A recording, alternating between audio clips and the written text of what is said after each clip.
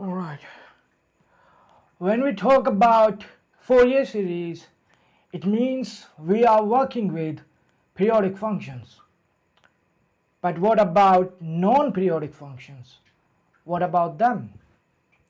Well, this is where Fourier transform comes into the picture. A periodic function, I can give you an example. I can make you a periodic sound right now. It goes something like this. Hum, hum, hum, hum. And you have to keep on making this sound without ever stopping. And then that's periodic. Your heart beats are periodic. Your heart creates an periodic function. So let me draw you those humming sounds that you just heard as a function of time. So here is your first hum, the second one, the third one, and it has to keep on going forward. It also goes backwards. And this pattern has to repeat after a period capital T. And in this case of hum sounds, it was about a second.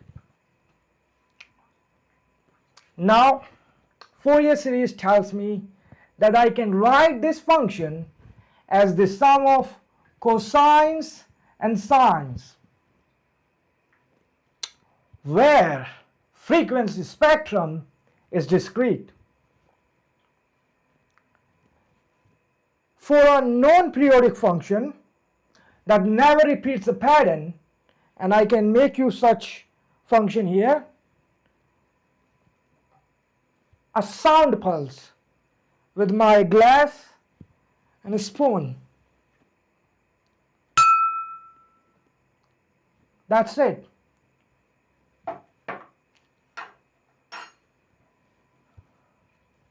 So I had no sound, and then there was this pulse that you just heard, and then again there is no sound.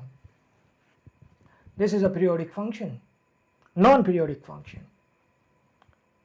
because this pattern, this pulse, will not be repeated. By the way, I don't have to have just one pulse here. I could have had 2 pulses or 3 pulses. The thing is, the pattern should not be repeated over and over again. Now, the task in front of us is again the same. We have to look for waves. We have to know the frequencies of those waves. We have to know the amplitude of those waves. And we have to know the phase of these waves, so that when I superpose them, they must constructively interfere over here where I have the pulse, and constructively interfere elsewhere where I have no sound. This is what Fourier transform does for you.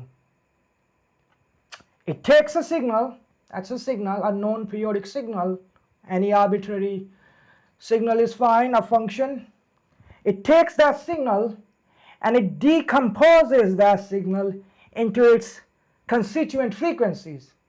And of course, those frequencies come along with their amplitudes and phases, with one change, and the change is with the Fourier transform. In case of these non-periodic functions, the frequency spectrum will be continuous, and I will show you that how it turns out to be.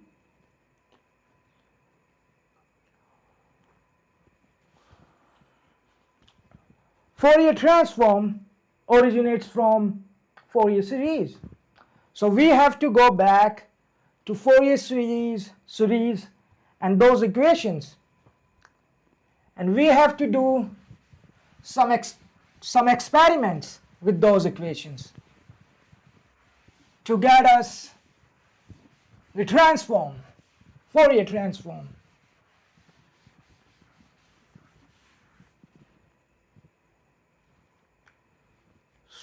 So we had periodic function f of t, that's periodic, and the Fourier series is the summation from minus infinity to infinity cns times e to the I omega n t, where cns are 1 over capital T divided by minus t half, capital T half, to t half f of t times e to the minus I omega n t dt. And that's periodic. The period is capital T. And the harmonics omega of n's are 2 pi divided by t times n.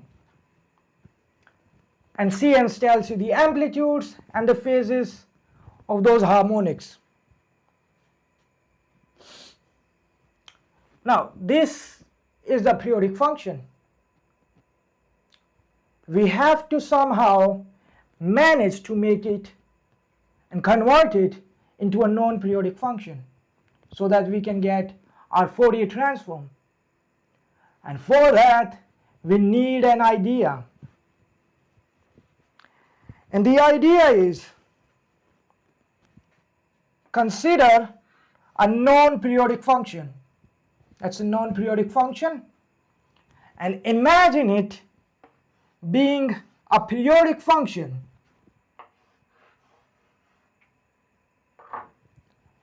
Goes forever, the pattern, with a period, capital T, that is infinitely large. And this is the big idea. So I will repeat it. Consider a non-periodic function as if it were periodic with a period that is very, very large. It's like saying, oh, I have a function and it will be repeated, but that time will never come because that's very large. And we need this idea because I have a periodic function. So for the sake of this equation, for the Fourier series, I had to make it a periodic, but at the same time it should have, so to speak, enough non-periodicity so that we can get the Fourier transform. Or you could have said it differently. You could have said, oh, I had a periodic function all the way along, periodic function, but now I want to see what happens to period, what happens to that function, periodic function, if I keep on increasing the period. So your starting period could be a second, 10 seconds. Now you are growing this period and you want to see what happens to this periodic function. What happens if you keep on increasing this period? Well, let's increase it. You make these arms and you take them all the way to infinity because the period is infinitely large. We are making it infinitely large.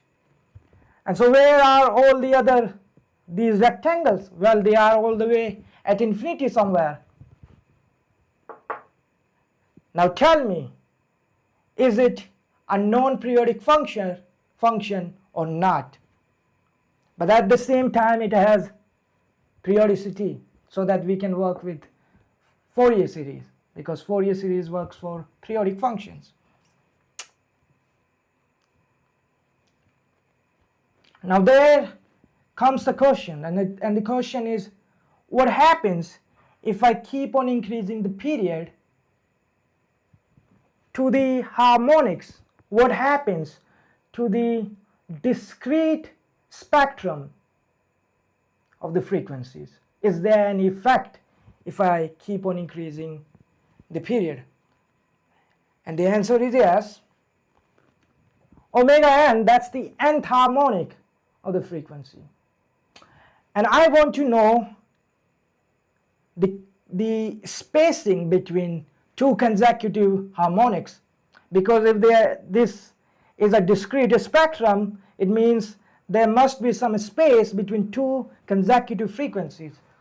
What I mean is, if this is your omega, here are your harmonics, and this could be, let's say, omega of 7, the next one omega of 8, then this spacing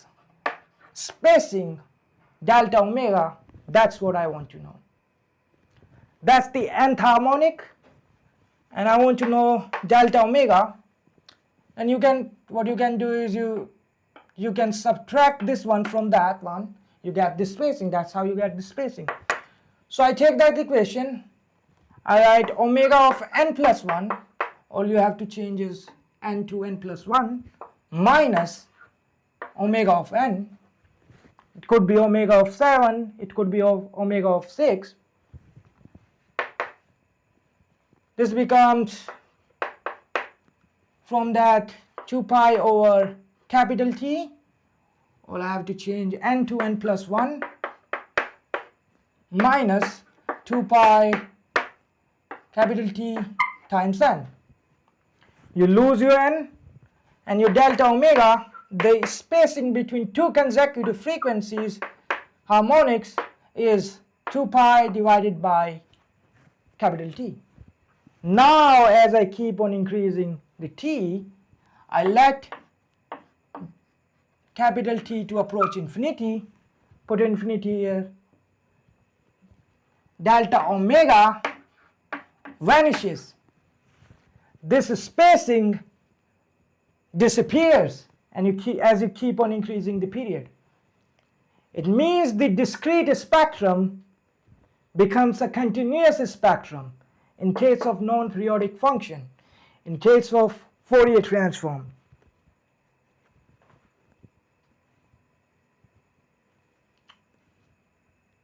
To move forward, and by the way, we are going to need this delta omega, so I will save it for later, because we are going to need this idea, delta omega.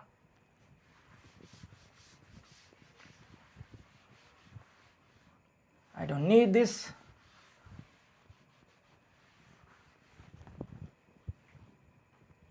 To find the Fourier transform from the Fourier series, what I do, I substitute these CNs right here in the series.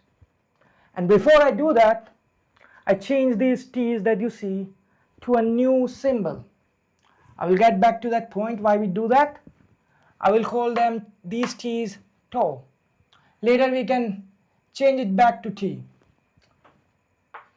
So f of T is a summation from minus infinity to infinity, puts CNs here, 1 over capital T, the integral from minus T half to capital T half, f of T, and now I change the T to a new symbol, tau, times e to the minus I omega n tau d tau.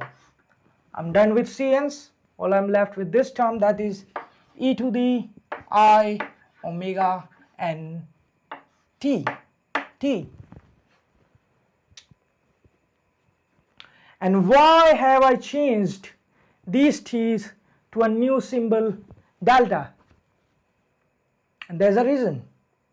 The reason is these t's, they are the same t's of course, but they are playing two different roles simultaneously. the t you see here is a free variable. It is asking you here a specific point in time where you are evaluating your function at. It's asking you what's the function's value at time t equals 5. It's asking you what's the function's value at time t equals 7. That's what it's asking you. Whereas this t is a bound variable. It is moving across the integration range from the lower limit to upper limit. It exists inside the integral. It is stuck inside the integral. And after the integration process, these variable t's will disappear because you will be evaluating it from this limit to that limit. And this is what happens. This t after the integration will vanish, whereas this one will always be there. You can ask, what's the function's value after a million year? Put a million year here and there, you get your function's value. So this tau is moving across the integration, whereas this t is asking you, where am I standing right now? So they have to be mathematically different. And of course, you cannot move across and stand still simultaneously. They have to be different, and they are. That's why I had changed these t's to tau. Otherwise, you would have been tempting, if this were t, you would have tempting to multiply these two exponentials, and you would say, oh, this is e to the 0, and you would be left with nothing. We have no idea what we will be doing with the integral. That's why I have changed that to t. Now, what I'm going to do, I'm going to eliminate this capital T in terms of omega. That's why, because I will be using the idea that I have discussed here. So 1 over t is delta omega over 2 pi. Substitute here, f of t is a summation from minus infinity to infinity. I will put 1 over 2 pi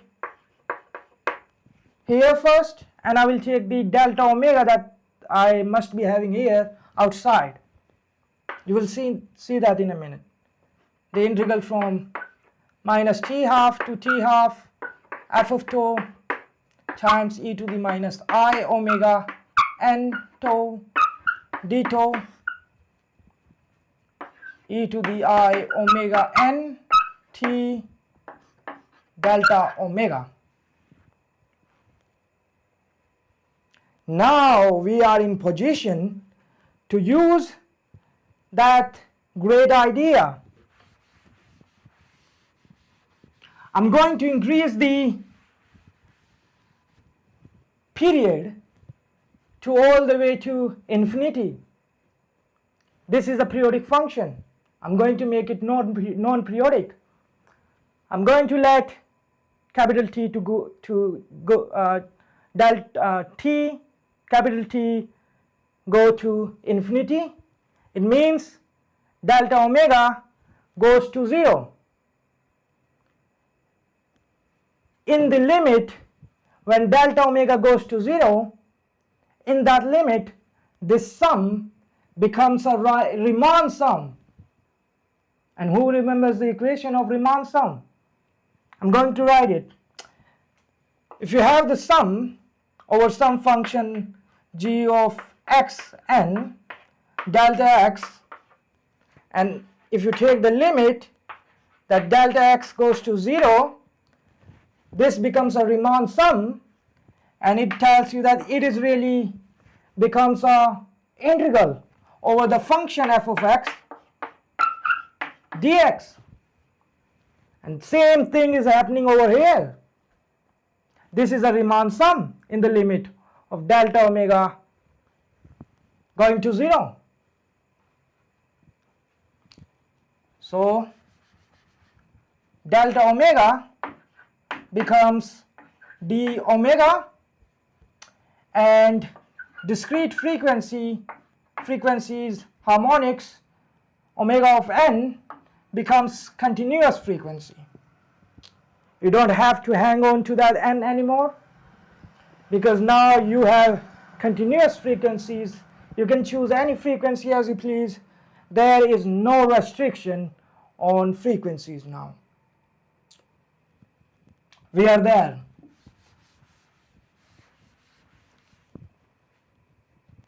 So in this limit, delta omega going to 0, f of t, first I'm going to take this 1 over 2 pi outside. You don't have to do that. You can keep it inside the parentheses if you like, but I'm going to take it out. 1 over 2 pi, and the sum becomes the integral, because that's the Riemann sum. Integral goes from minus infinity to infinity, and again in the parentheses I have integral.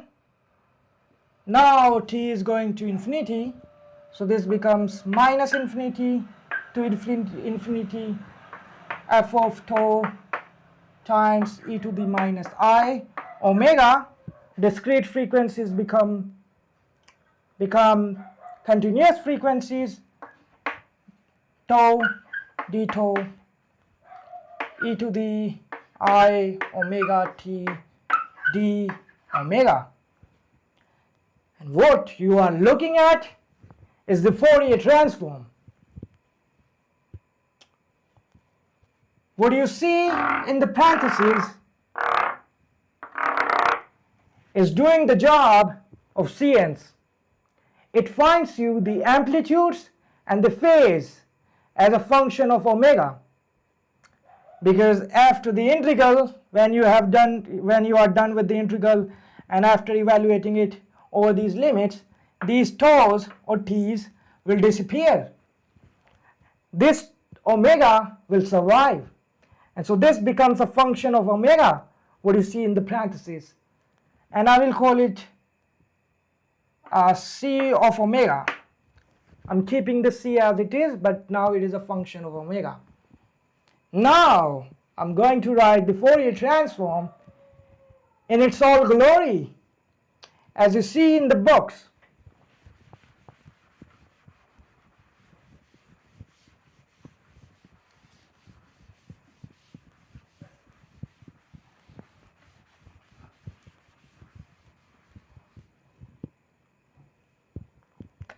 So f of t is the 1 over 2 pi, the integral minus infinity to infinity. What you have in the parentheses, the integral, and we are calling it c of omega times e to the I omega t d omega.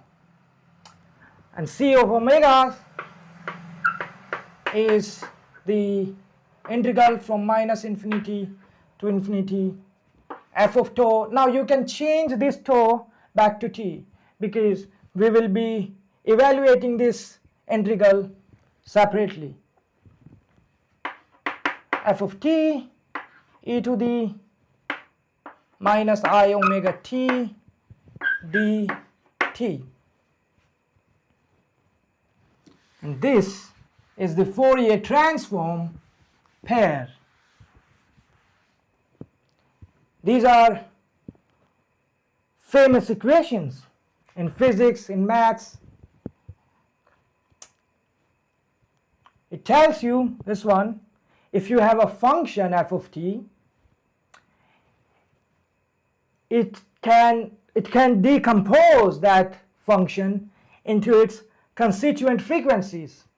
Of course, those frequencies come along with their amplitudes and phase. This one tells you if you have consecutive frequencies, you can construct back your function. And I'm going to do an example now. And one more thing, I have told you that I can keep this 1 over 2 pi here. There's no problem with that in the parentheses I told you. So in the next example, the example I'm going to take, I'm going to bring this 1 over 2 pi over here with C of omega. I need it.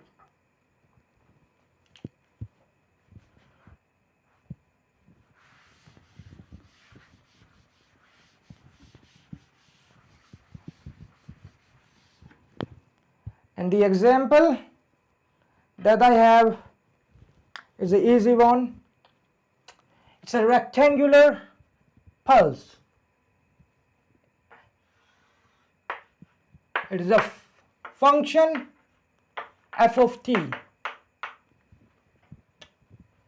Here is minus half and that's half.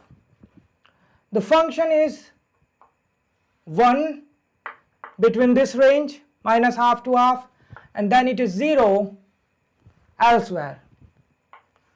Goes all the way back to minus infinity, goes all the way to positive infinity. We want to decompose this function into its constituent frequencies.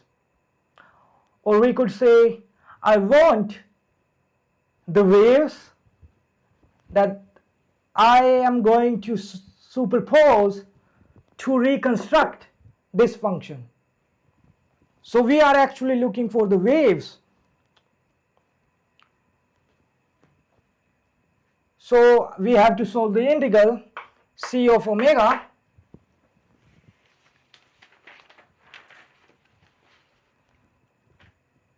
and this function is an even function because it is symmetric beyond the walls. C of omega was 1 over 2 pi. I'm going to use the 2 pi 1 over 2 pi here. The integral from minus infinity to infinity f of t times e to the minus I omega t dt. This integral is very easy integral because the function is 0 everywhere except for this range. So this integration will be is really from the limit minus half to half, because only this is where the function is not 0. Everywhere else this function is 0, you wouldn't get anything there. And function between this range is 1 times e to the minus I omega t dt. Very easy integral. It is 1 over 2 pi. You will get here e to the minus I omega t divided by minus I omega, which you have to evaluate from minus half to half. I hope you can do this integral because this is very easy integral. Once you have evaluated it, it becomes 1 over 2 pi. It becomes e to the minus I omega half. The half comes here at the place of t, minus e to the I omega half, and downstairs you will have minus I omega. Now this is in complex plane. Now I can bring it back to real world using Euler's formula. And Euler tells me that what you see upstairs is 1 over it is really minus, it will have a minus 2i times sine of omega half. This is from Euler's formula, this formula that you see. And downstairs I have I omega. You lose your negative signs, right? and you lose your eyes, and I will bring this 2 downstairs, downstairs. I will bring it downstairs under the omega. So it will be C of omega is 1 over 2 pi sine of omega half divided by omega half. And if you can recognize, this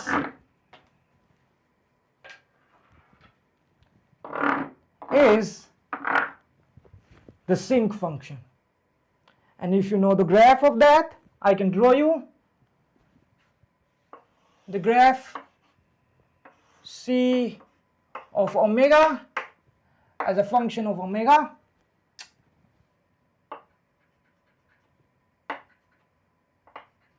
If I can make you, how should it go? Yeah, I think that's how it will go. I guess. Oops, let me make you a nicer graph.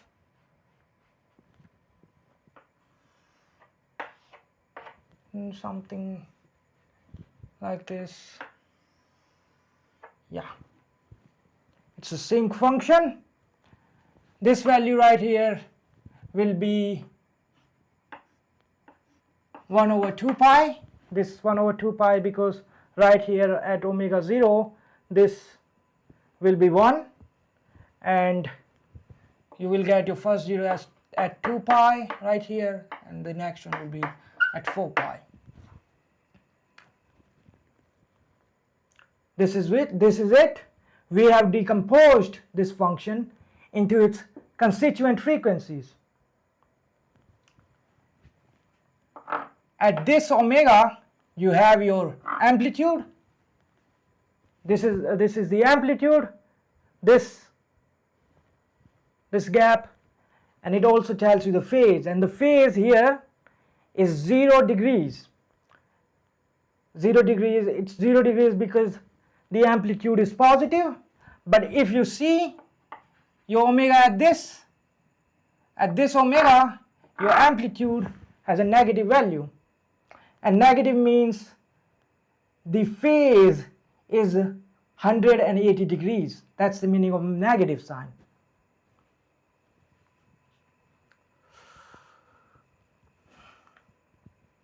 Now the next step, if you want to do that, if you want to reconstruct your function, you can use the second integral in the Fourier transform pair. We had two equations, right? We can take the C of omega and put it into that, and we can do the integral. If you want to do that, you can do that, or you can use your head. If you want to reconstruct this function, you can ask, what waves do I need to reconstruct this function? If you look closely, this function is an even function. And who else is even? Cosines. Cosine waves are even. It means I can have many of those cosine waves and I can reconstruct this function. And here are your frequencies for these frequencies that you see here are the frequencies of cosine waves. And each frequency tells you the amplitude of the cosine wave and the phase. And this is what I want to show you on the computer screen.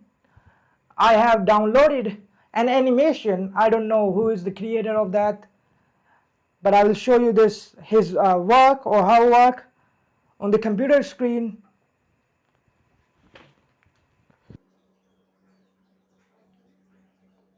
So here is the rectangular function that we want to reconstruct with the superposition of cosine waves. And you will see that in 3D. On this axis, you will see the sinc function will be plotted. You will see that in a minute. And as the sinc function shows up, the cosine waves will appear in the back. Each frequency will have its own cosine wave with some amplitude and phase. So at this point in frequency, it will have a cosine wave with some amplitude, and when you compare it with the point in frequency here, it will have a cosine wave with different amplitude. And the result of the superposition of those waves can be seen over here. If you can, keep an eye on this yellow line. It will tell you how this rectangular function is constructed. If you are ready, here they come. You have the sinc function and you have the cosine waves in the back. And here you see the result of superposition. And every time I look at it, it seems so profound. Maybe you want to see it again. Look how those waves are superposed and you get your rectangular function.